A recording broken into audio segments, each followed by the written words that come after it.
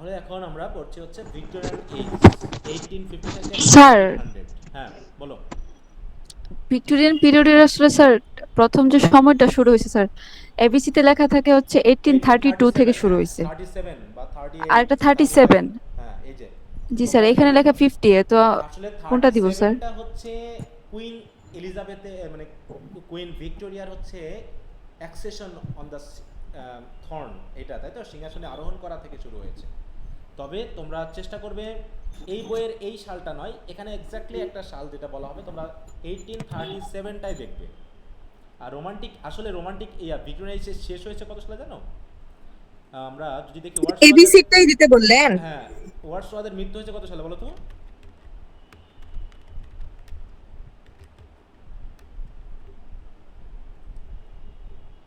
দেখতে পেয়েছো কত? 1850। হ্যাঁ, এটাকেই আমরা আসলে রোমান্টিক মুভমেন্টের, রোমান্টিক এজের শেষ বলে মনে করছি। বুঝতে পারছো?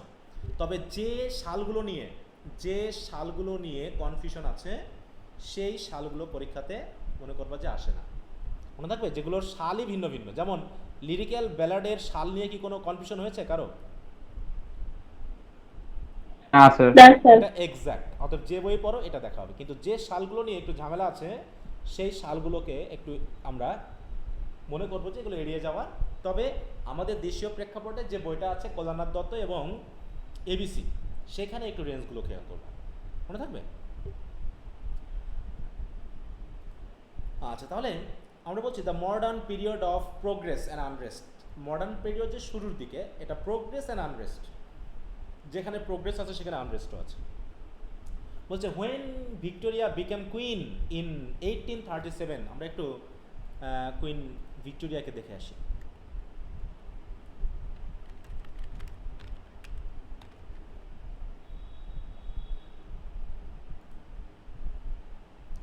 এই হচ্ছেন কুইন ভিক্টোরিয়া, দেখছো সবাই?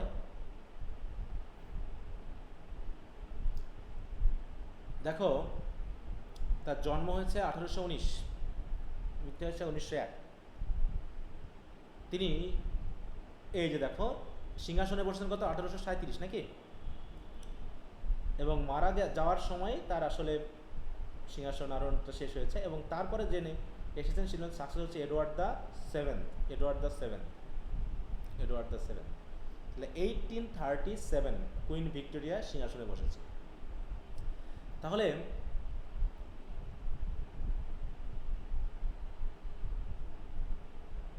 Victoria as a child with her mother after William বিসি। তাহলে আসি 1837, খেয়াল রেখো। English literature seem to have entered upon a period of lean years. মানে এই সময়ে একটু, মানে লিন মানে কি বলতো, শক্তিশালী নাকি দুর্বল, কোনটা? হুম, স্যার দুর্বল। দুর্বল, তাই তো। লিন, লিন মানে হচ্ছে চিকন চাকন মানুষকে বলতে আমরা ব্যবহার করি, হ্যাঁ।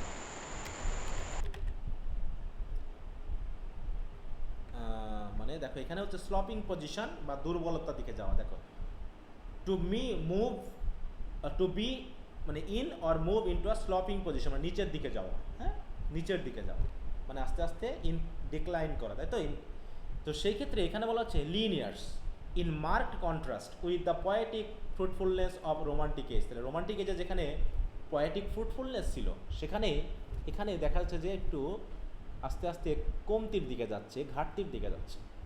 Coleridge, Shelley, Keats, Byron, Scott had passed away, সবাই মারা গেছে, আর কেউ বেঁচে নেই। And it seemed as if there were no writers in England to fill their places. Wordsworth had written in 1835, তিনি 1835 সালে লিখে গেছেন, like clouds that wreck the mountain summits or waves that own no carving hand, how fast has brother followed brother from sunshine to the sunless land। মানে সবাই আস্তে আস্তে কি হবে, মারা গেল, হ্যাঁ। এক ভাই আরেক ভাইকে কিভাবে ফলো করলো, এবং সবাই সানশাইন থেকে সানলেস ল্যান্ডে চলে গেল। সানলেস ল্যান্ড বলতে কি বোঝানো হচ্ছে বলো? অন্ধকার জগৎ। মৃত্যু, স্যার রাইট। মৃত্যুর সেখানে সূর্য নেই। হ্যাঁ, মৃত্যু। দেখো in this line is reflected the sorrowful spirit of literary man of the early 19th century who remembered the glory that had passed away from the earth. But the leanness of this first year is more apparent than real. Keats and Shelley were dead, it is true, but already there had appeared 3 disciples of these poets. Disciples মানে কি বলো তো? What is the meaning of disciples? বলো। শিষ্য। শিষ্য, তাই তো? হ্যাঁ, তাহলে শিষ্য। এবার বলা হচ্ছে কি, who were destined to be far more widely read than were their masters. হ্যাঁ, Tennyson had been publishing poetry since 1827. টেনিসনের নাম দেখো, ভিক্টোরিয়ান এজ মানেই 2 জন রাইটারের নাম আসতেছে মেইনলি। তোমরা পরিচিত এই 2 জনের নাম, রাইটারের নাম বলো দেখি, ফার্স্ট ইয়ারে জেনেছো ভিক্টোরিয়ান এজের 2 জন। স্যার জর্জ এলিয়ট আর টেনিসন। জর্জ এলিয়ট কি ছিলেন? Robert Browning. হ্যাঁ, Robert Browning. Elizabeth Barrett Browning আছে না লেডি পোয়েট হিসাবে, how do I love thee নাকি? জি স্যার। Elizabeth Barrett Browning. তারপর হচ্ছে Robert Browning, Tennyson, George Eliot কি ছিলেন? নভেলিস্ট নাকি? সাইলাস মার্নার। আচ্ছা, জর্জ এলিয়ট যে নভেলটা লিখেছেন, তাহলে জর্জ এলিয়ট কি ছেলে না মেয়ে? স্যার মেয়ে। মেয়ে। সেদিন না, আসল নাম হচ্ছে ম্যারিয়ান ইভান্স। হ্যাঁ, ম্যারিয়ান এভান্স। জর্জ এলিয়ট তার হচ্ছে পেন নেম মানে কি বলতো? ছদ্মনাম। রাইটিং এর ছদ্মনাম হিসেবে ব্যবহার করে, তাই না? মাহফুজা খাতুন আছে নাকি? মাহফুজা আছো? জি। আচ্ছা, সুমাইয়া? জি স্যার, আছি। তোমরা আজকে কলেজে আসলা অথচ বক্তৃতা চুক্তিটা দিলা না, এটা হইলো? বলো। স্যার ওরা পালাই গেছিল, ওরা ছিলই না। ছিল না? তাহলে তো জরিমানা করা উচিত ছিল, আমাকে বললে তো আমি জরিমানা করতাম। আমরা 2 জনই ছিলাম। এই ছিল, আর তোমরা চলে গেছিলে না? না, ওরা কোনায় কোনায় বসে দেখছে আসতেছে মিস করে। হ্যাঁ, আচ্ছা, তো ঠিক আছে, ওকে। Tennyson had been publishing poetry since 1827, his first poems appearing almost simultaneously with the last work of Byron. তাহলে কি দাঁড়াচ্ছে? বায়রনের সাথে সাথে, দেখো সাইমালটেনিয়াসলি মানে কি, এই শব্দটার মিনিং কি বলতো? সমসাময়িক নাকি? সাইমালটেনিয়াস মানে সমসাময়িক। তাহলে বায়রনের লাস্ট ওয়ার্ক যখন, তখনই টেনিসনের ফার্স্ট ওয়ার্ক পাবলিশ হয়, Shelley and Keats. But it was not until 1842, with the publication of his collected poems in 2 volumes, that England recognized in him one of her great literary leaders.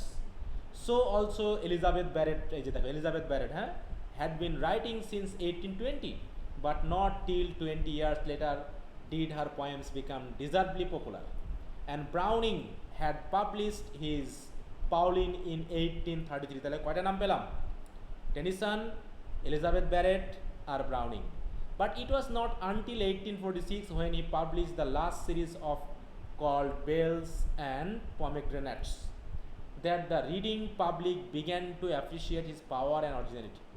Moreover, even as Romanticism seemed passing away, a group of great prose writers like Dickinson, Thackeray, Carlyle, Ruskin had already begun to proclaim the literary glory of a new age, which now seems to rank only just below the Elizabethan and Romantic period. দেখো, তাহলে সবচেয়ে বড় period হচ্ছে Elizabethan, secondly important period হচ্ছে romantic, আর just তার বিলোতে কি আছে?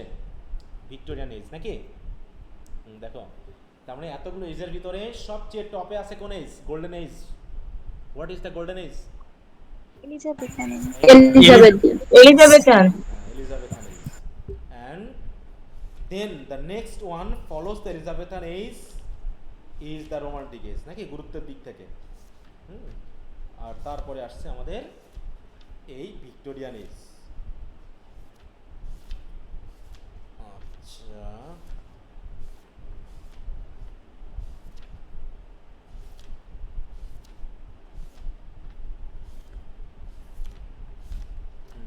পড়া দিব কয়েকটা তোমাদের রোমান্টিক এজ থেকেই। হিস্ট্রিক্যাল সামারি হচ্ছে amid the multitude of social and political forces of this great age, four things stand out clearly. First, the long struggle of the Anglo-Saxon for personal liberty is definitely settled.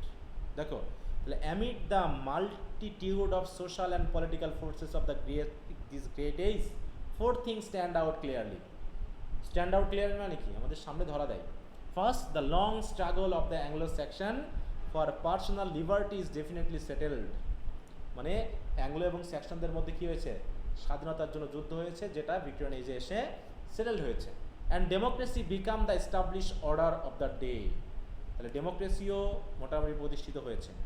The king who appeared in an age of popular weakness and ignorance and the peers who came with the Normans in triumph are both stripped of their power and left as figureheads of a past civilization. তার মানে রাজা, তাই তো, বা তাদের যে সহযোগী তাদেরকে করা হয়েছে কি দুর্বল হিসেবে দেখানো হয়েছে, জাস্ট তারা ছিল ফিগার হেড, তাদের তেমন কোনো শক্তি আর বর্তমানে নেই।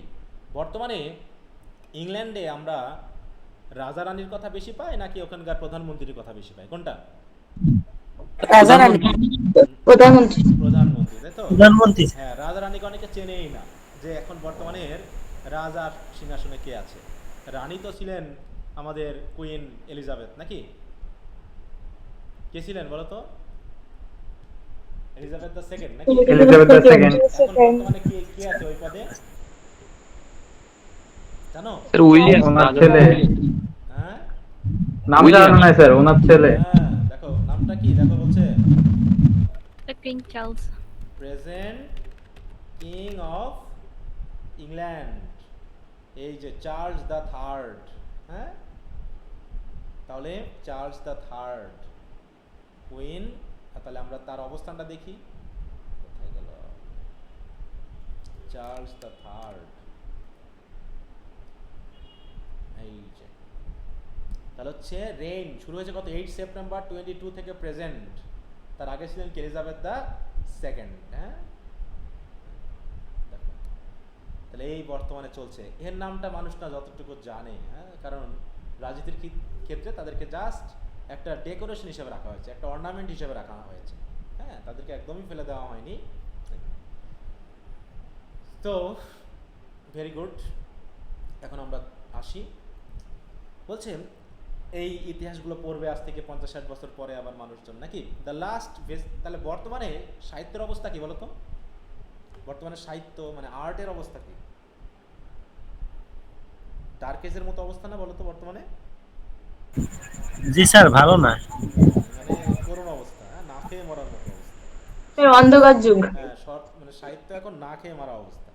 এখন অবশ্য ফেসবুক ইন্টারনেটই দাপিয়ে বেড়াচ্ছে, সেখানকার অনুকবিতা, অনুগল্প, হ্যাঁ স্যার এইগুলাই ভবিষ্যৎ ইতিহাস হবে। হ্যাঁ হ্যাঁ, একটা নতুন জানরা তৈরি হবে যে অনুকবিতা, হ্যাঁ, অনুগল্প, এই সকল। তখন মানুষ হঠাৎ করে এক চলক করেই গল্প শেষ। এটা কোনো জীবন হলে বলো তো? বর্তমান যে স্যার মানুষ এখন অল্প কিছুতেই বিনোদন খোঁজে, 1 মিনিট 1.5 মিনিট এতে বিনোদন নিতে হলে এটাই আসলে। হ্যাঁ হ্যাঁ, মানে এখন মানুষ হচ্ছে দিকভ্রান্ত, তারা আসলে বুঝতে পারে না দিনের শুরুটা কিভাবে হয় আর কিভাবে শেষ হয়। যাও, the last vestige of personal government and of the divine right rules of, দেখো, disappears, আস্তে আস্তে শেষ হয়ে যায়। The House of Commons became the ruling power in England, হ্যাঁ, দেখো, parliament, house of Commons, and a series of new reform bills rapidly extended the suffrage. suffrage মানে কি বলো তো? সাফরেজ বলতে কি বোঝায় বলো?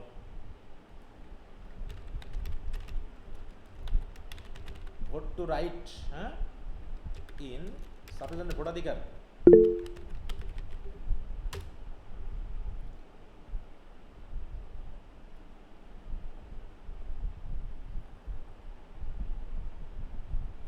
আচ্ছা, 1918 দেখো, হ্যাঁ, a movement to fight for women's right to vote in the United Kingdom finally succeeded through acts of parliament 1918 and 1920. এই সময় তারা ভোটাধিকার পায় নারীরা। তার আগে ইয়ার ছিল হাউস অফ কমন্সে পুরুষদের ভোটে, তাও এই ভোটে একদম কমন পিপলদের অধীনে ছিল না। তাই বলছে দেখো, until the whole body of English people choose for themselves the men who shall represent them. আমরা তো দ্বিতীয় বিশ্বযুদ্ধ থেকে মানে প্রথম বিশ্বযুদ্ধের দিকে এগিয়ে আসতেছি ধীরে ধীরে নাকি। সেকেন্ড, তাহলে প্রথমটা হলো কি ফার্স্ট, দেখো ফার্স্ট হচ্ছে the long struggle of the Anglo Saxon for personal liberty is definitely settled and democracy becomes the establish order of the day. এটা ছিল হচ্ছে প্রথম ভিক্টোরিয়ান এজের ক্যারেক্টারিস্টিক্স। সেকেন্ড, দ্বিতীয়ত হচ্ছে because it is an age of democracy, it is an age of popular education, of religious tolerance, of growing brotherhood and of profound social unrest. দেখো religious tolerance, এই সময় কিন্তু এখন কি ধর্মীয় খুব একটা উত্তেজনা আছে মানুষের মধ্যে, বলো তো ধর্ম নিয়ে মারামারি কাটাকাটি খুব কি হয় এখন? না স্যার, এখন আর কিন্তু না স্যার, দেখা যায় না। আগে খুব এগুলো হতো, এখন আর ওগুলোর খুব একটা মানে কি বলবো অবস্থান দেখা যায় না। The slaves had been ফ্রিড in 1833, আর দাস প্রথা তো নেই।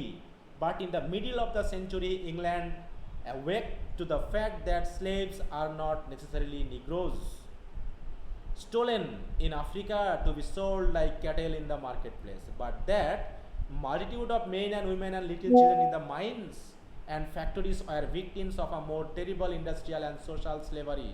বর্তমানে কি সেই আফ্রিকানদেরকে ধরে এনে বিক্রি করতো, সেই সিস্টেম এখন আর বর্তমানে নেই, কিন্তু এখন এক ধরনের স্লেভারি চলছে, সেটা কি ইন্ডাস্ট্রিয়ালাইজ স্লেভারি, যেটা আমাদের গার্মেন্টস ফ্যাক্টরির ছেলে মানে নারী পুরুষদের বোঝা যায়।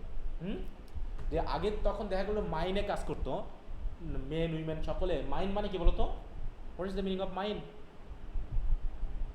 স্যার খনিতে কাজ করা। হ্যাঁ খনি, তাহলে মাইন্স অ্যান্ড ফ্যাক্টরিজতে were victims of a more terrible industrial social, এগুলো আমরা যদি নভেল পড়ি তখন দেখতে পাই। To free this slaves also the unwilling victims of our unnatural competitive methods has been the growing purpose of the Victorian age until the present day. এখনো চলছে কিন্তু এগুলো। তাহলে এটা গেল হচ্ছে কি যে it was an age of popular education, of religious tolerance, of growing brotherhood and profound social unrest. Social আনরেস্টে কেন হচ্ছে?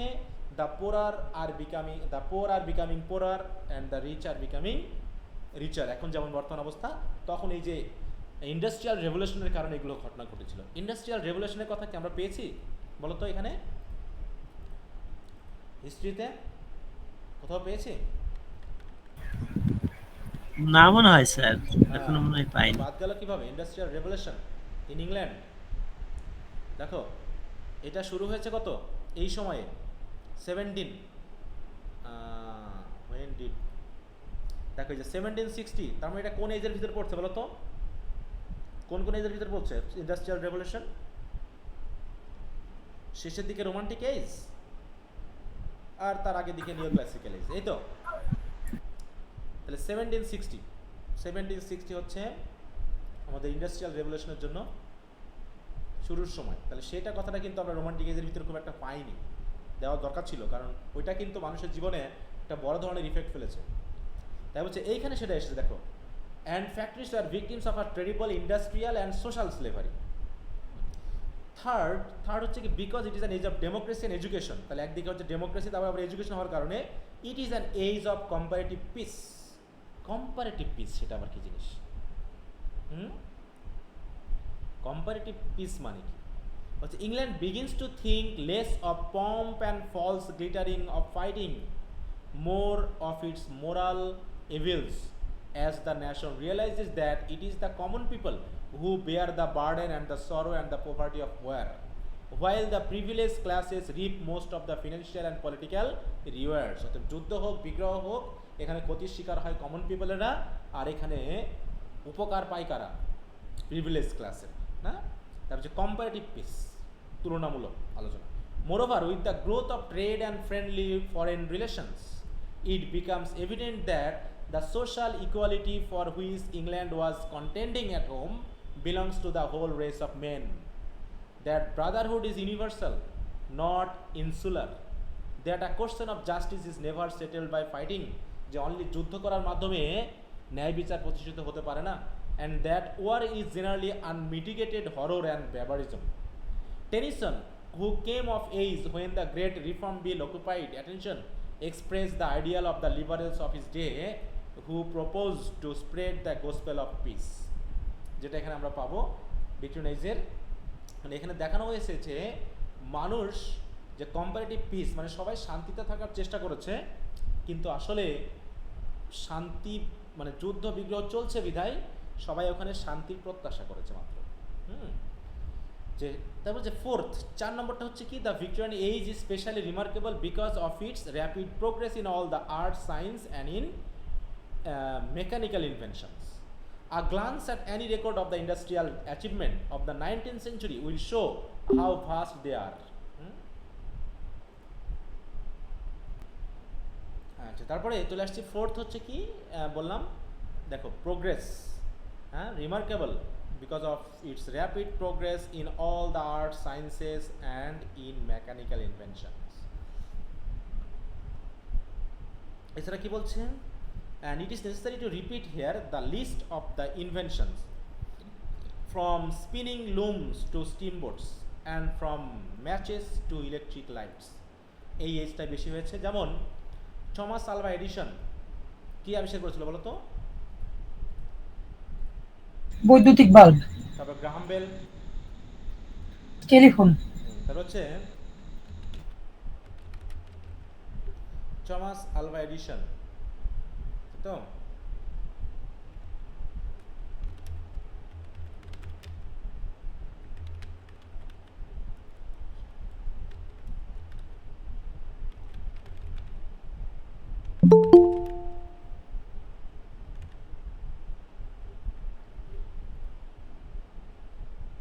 এই যে দেখো এগুলো সব আবিষ্কার করেছে।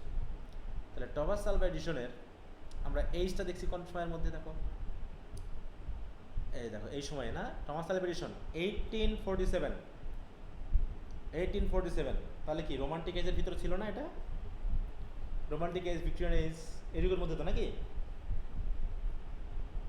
দেখো, এবং তিনি মারা যান হচ্ছে 1930-তে, মানে প্রথম বিশ্বযুদ্ধের পরে।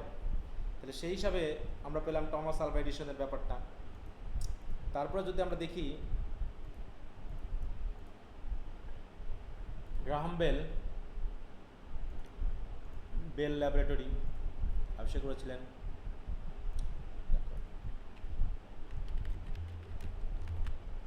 আলেকজান্ডার গ্রাহাম বেল, ইনি হচ্ছেন সেই আলেকজান্ডার গ্রাহাম বেল। এটা কত সালে দেখো তো জন্ম? 1847। তাহলে টমাস আলভা এডিসন, জি স্যার। টমাস আলভা এডিসন আর দেখো Scotland, Edinburgh Scotland. Thomas Alva Edison কোথায়? দেখো ইউএসএ 1847। ইনি হচ্ছে 1847 সাল, দুটা কি একই না? জি স্যার। এবং দুইজন কোন কোন কোন দেশের? গ্রাহাম বেল হচ্ছে স্কটল্যান্ডের, ইংল্যান্ডের নাকি? আলেকজান্ডার বেল আর থমাস আলভা এডিসন কোথায়?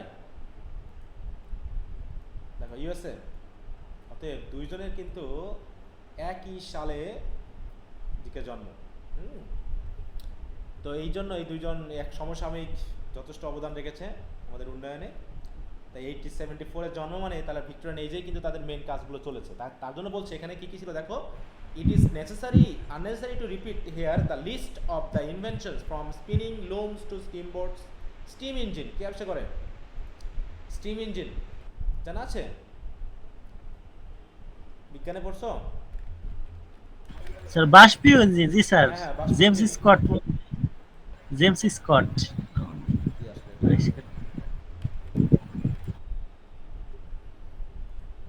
কত সালের দিকে আমরা একটু দেখি। দেখো স্টিম ইঞ্জিন এই যে আবিষ্কৃত হয়,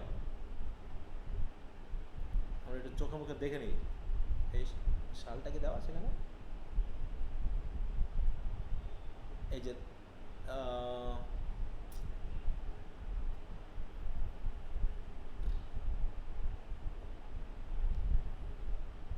এই সময়ের ভিতরেই দেখো আমরা স্টিম ইঞ্জিন আবিষ্কারের ডেটটা একটু দেখি। এই যে এবার আসছে 1786। দেখো, steam engine was invented by Richard Arkwright 1786 কোন সময়, কোন এজের ভিতর? রোমান্টিক এজে না? দেখো তো।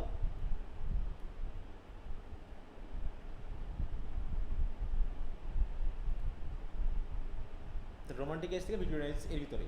আচ্ছা, all this material things as well as the growth of education have their influence upon the life of people, and it is inevitable that they should react upon its prose and poetry. Though as yet we are too much absorbed in our sciences and mechanics to determine accurately their influence upon literature, when these new things shall by long use have become familiar as country roads, মানে এগুলো আমাদের কাছে খুব পরিচিত হয়ে গেছে। হ্যাঁ, যেমন আমরা এখন মোবাইল ইউজ করছি, মোবাইল ফোন, লাইট, ফ্যান, এগুলো কি আমাদের কাছে খুব আশ্চর্যজনক মনে হয় এখন? বলো তো, খুব একটা না স্যার। খুব একটা কিন্তু আমরা এগুলো নিয়ে খুব বেশি আশ্চর্য আর হই না, তাই না? আমাদের কাছে খুব যেটা মানে মানে যে কি একটা জিনিস, ওরে বাবা এরকম সেরকম, এরকমটা কিন্তু আর আমাদের এখন মনেই হয় না। কিন্তু একসময় এগুলো ছিল আমাদের কাছে খুবই মানে কি বলবো আশ্চর্যজনক ঘটনা, যে এইগুলো এরকম হয়, কিন্তু আসলেই হয়েছে। কিন্তু এখন এগুলো কান্ট্রি রোডের মতো। রোড যেমন আমাদের কাছে ফ্যামিলিয়ার, এরকম ম্যাটেরিয়াল জিনিসগুলো আমাদের কাছে সেরকম ফ্যামিলিয়ার হয়ে গেছে। তো যাই হোক বলছে, or have been replaced by newer and better things, বরং যেমন টেলিভিশন একসময় খুব চমৎকার আবিষ্কার ছিল, কিন্তু এখন টেলিভিশন আমরা বলি ওল্ড মডেল, হ্যাঁ, এটা যেন আমরা কিছু মনেই করি না। Then they also will have their associations and memories, and a poem on the rail roads may be as suggestive as Wordsworth sonnet on Westminster Bridge. অতএব এখন আমরা যাই লিখতে যাই, কেমন জানি মনে হয় এগুলো সব হয়ে গেছে, তাই না? একটা কবিতা লিখতে যাবো, এই কবিতাতে একদম লিখে ফেলেছে, কেমন লাগতেছে, খ্যাত লাগবে, অতএব দরকার নেই। দেখা যাচ্ছে এরকমভাবে সব কিছু কেমন জানি মনে হচ্ছে আমাদের হয়ে গেছে। The busy practical working men who today throng our streets and factories may seem to a future and greater age as quaint and poetical as to us the slow tailors of the middle age, তাই না? যেমনটা আমাদের কাছে টেইলরদের মনে হতো, slow Taylor, বলে হাতে বুনে কাজ করতো, আর এখন কি করা হচ্ছে? মেশিনে কাজ করছে। যে মোবাইল ফোনটা বড় একটা মোবাইল ফোন ছিল, হ্যাঁ, সেটাকে মানে ওই টাওয়ার তুলে কাজ করতে হতো, আর এখন মোবাইল ফোন, স্মার্টফোন মানুষের কাছে অ্যাভেলেবেল, হ্যাঁ, কিছু মনেই করতেছে না। তা এই যে বিষয়গুলো, এই বিষয়গুলো রোমান্টিক এজের পরই ত্বরান্বিত হয়েছে, আর বিভিন্ন ধরনের মেকানিক্যাল আবিষ্কার, সায়েন্টিফিক যে ইনভেনশনগুলো, এগুলো মানুষের রিলিজিয়াস যে সকল দ্বন্দ্ব ছিল, হয়তো কনফ্লিক্ট ছিল, সেগুলো আস্তে আস্তে আস্তে আস্তে কিন্তু কমিয়ে ফেলেছে। যাই বলছে লিটারারি ক্যারেক্টারিস্টিক্স, আমরা একটু সাহিত্যিক ক্যারেক্টারিস্টিকগুলো একটু দেখে নিই। ভিক্টোরিয়ান এজে কিন্তু খুব একটা গুরুত্বপূর্ণ কোশ্চেন থাকে ভিক্টোরিয়ান ফিচারগুলো, হ্যাঁ, তোমাদের একটা কাজ দিব আমি, homework. Literary characteristics, when one is interested enough to trace the genealogy of Victoria, he finds to his surprise that in her veins flowed the blood both of William the Conqueror of and Cardiff the first section king of England। বলছে যখন এই queen ভিক্টোরিয়ার কেউ যদি জিনতত্ত্ব চিহ্নিত করতে যায়, তখন দেখা গেছে যে তার রক্তের ভিতরে প্রবাহিত হচ্ছে কি? William the Conqueror. কোন কেন এই যে উইলিয়াম দ্য কনকোরার, এটা কোন এজের বলো তো, মনে আছে? উইলিয়াম দ্য থার্ড, এই উইলিয়াম দ্য কনকোরার কে? সে উইলিয়াম দ্য ফার্স্ট। কোন এজে ছিল এটা? ভুলে গেছ? Elizabethan age. No no no no, তারও আগে যেতে হবে। William the Conqueror. আরে সব ভুলে খাইছো? সে পিউরিটান। নো, দেখি কে বলতে পারে।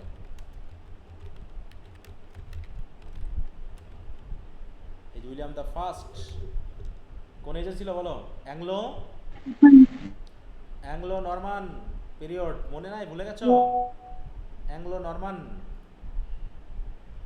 নরম্যান্ডি থেকে দেখো 1200, এই যে এই সময়ে William the Conqueror, William the Bastard বলা হচ্ছে, হ্যাঁ,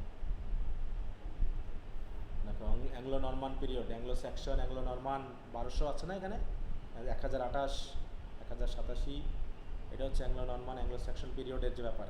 অ্যাংলো স্যাকশনের পরবর্তী অ্যাংলো নরমান শুরু হয়, সেই সময় আমরা দেখেছি যে উইলিয়াম দ্য কনকোয়ারার, সে ডিউক অফ নরম্যান্ডি, তিনি কিন্তু দখল করে নিয়েছিলেন। পিরিয়ড গুলোর নাম মনে আছে কিন্তু কোনটা কোনটাতে ওইগুলো একটু এলোমেলো হচ্ছে। না এগুলো তো তোমার মেজর কিছু, হ্যাঁ মেজরের নামটা ভুলে গেলে তো হবে না। হ্যাঁ যেমন কিছু কিছু মেজর রাইটার আছে না, যাদের নাম মানে রাইটার কিং, এদের নাম ভুলে গেলে তো, কারণ এই মেজরগুলোই কিন্তু পরীক্ষাতে আসে। হ্যাঁ দেখ বলছে যে the first Saxon king of England, this seems to be symbolic of the literature of our age which embraces the whole realm of Saxon and Norman life, the strength and ideals of the one, দেখো ওইখান থেকে চলে এসেছে, and the culture and refinement of the other. দেখো এখন কিন্তু যখন আমরা এই কথাগুলো পড়তে যাচ্ছি এবং পিছনের কথাগুলো যখন রেফার করছে, তখন কি আমাদের বুঝতে এখন কি খুব কঠিন হচ্ছে না? বুঝতে পারছি সহজেই, এই যে রেফারেন্সগুলো নিয়ে আসছে। কিছু বোঝা যাচ্ছে? এই যে সেকশন, নরমান, এরা কারা, কোথায় ছিল, কিছু কি বোঝা যাচ্ছে না নতুন নতুন লাগতেছে? বোঝা যাচ্ছে স্যার। জি স্যার। হ্যাঁ একবার যখন তুমি শেষ করে যাবা, এরপর যখন রিভাইজে আসবে না, দেখবা যে অনেকখানি সহজ লাগবে। The romantic revival had done it's work. দেখো আমরা সেই অতীত থেকে আলোচনা করতে করতে আসছি।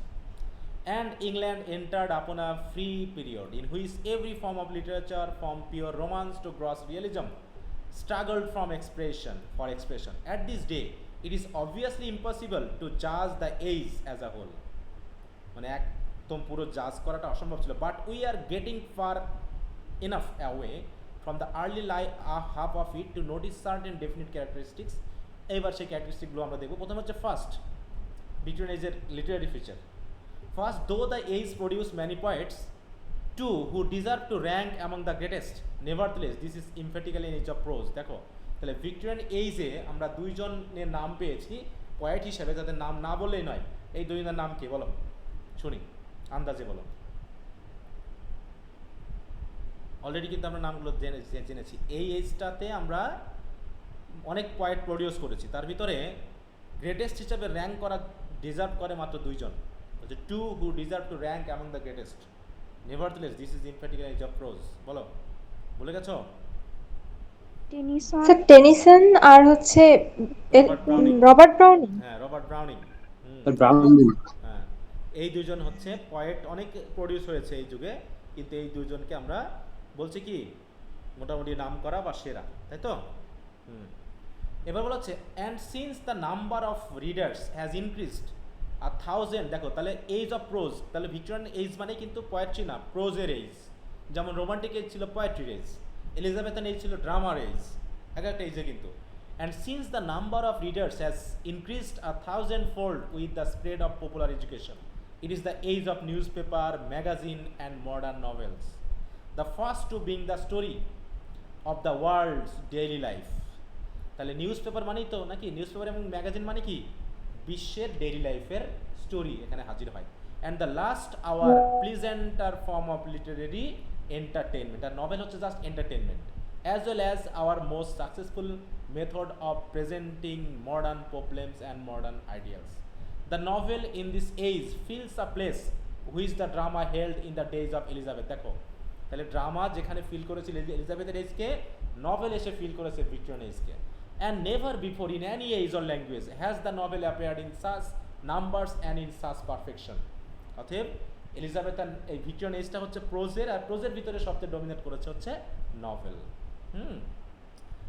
মোরাল পারপাস, তাহলে এটা হলো first characteristics, novel, prose, moral features, purpose. দেখো the second mark characteristics of the age is that literature both in prose and poetry seems to differ from the purely artistic standard of art for art's sake. তাহলে art for art's sake এটা বাদ দিয়ে কি করেছে, to be accentuated by a definite moral purpose by Tennyson and Browning, Carlyle, Ruskin. Who and what were these men if not the teachers of England, not vaguely but definitely with super faith in their message and with the conscious moral purpose to uplift and to instruct। মানে তারা চেষ্টা করেছে তাদের রাইটিংয়ের ভিতরে moral ব্যাপারটাকে তুলে ধরতে, আর্টের বিপরীতে, মানে সাহিত্যের জন্য সাহিত্য নয় বরং মোরালিটিকে তুলে ধরার জন্য সাহিত্য, সেটাকে গুরুত্ব দেওয়া হয়েছে।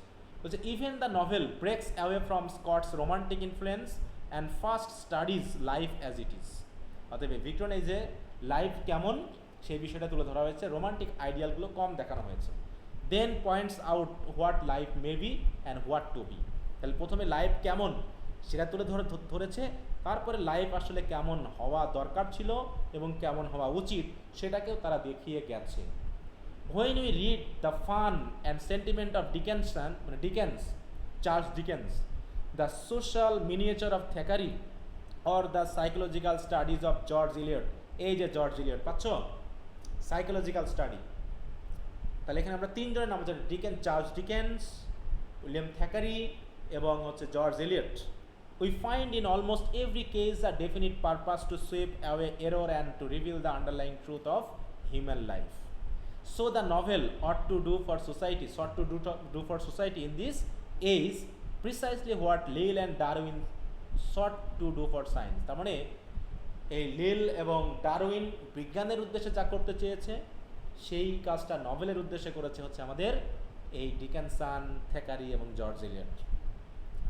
That is to find the truth. তাহলে ডারউইন যেমন ট্রুথ খোঁজার চেষ্টা করেছে, আমরা নভেলের মাধ্যমে সেমনি ট্রুথ খোঁজার চেষ্টা করেছি। To show how it might be use to love uplift humanity. এবং তারা দেখিয়েছে যে বিজ্ঞান সাহিত্যর মাধ্যমে কীভাবে মানবতাকে জাগিয়ে তোলা যায়। Perhaps for this reason, the Victorian age is emphatically an age of realism rather than of romance.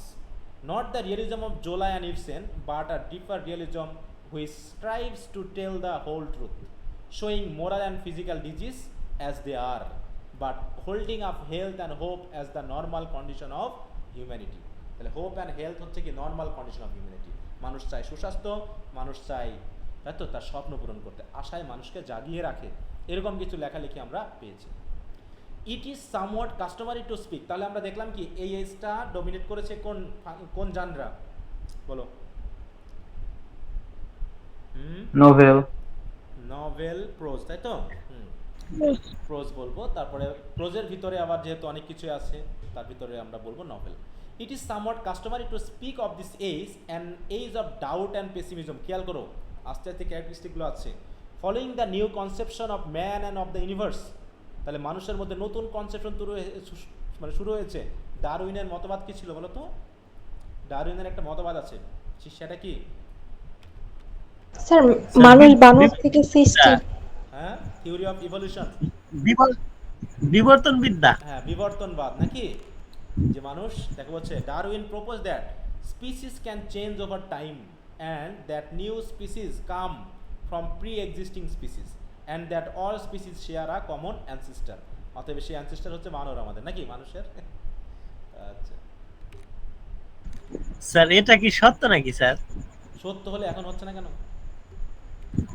Of হয়ে গেছে নাকি ওইটা? স্যার এখনো তো অনেক ওই পোকামাকড় থেকে মানে নতুন নতুন পোকামাকড়ের জন্ম হয় দেখি, ওই পোকা থেকে প্রজাপতি এরকম দেখা যায়। ব্যাপারটা হচ্ছে ওটা তো ওদের তো এরকম সিস্টেম, প্রজাপতি তার হঠাৎ করে হয়নি, এটা তো ওই বিবর্তনটা ওইরকমই, ওটা ওইভাবেই হয়, ওটা সেই সৃষ্টি শুরু থেকে হয়ে আসছে, ব্যাপারটা এরকম।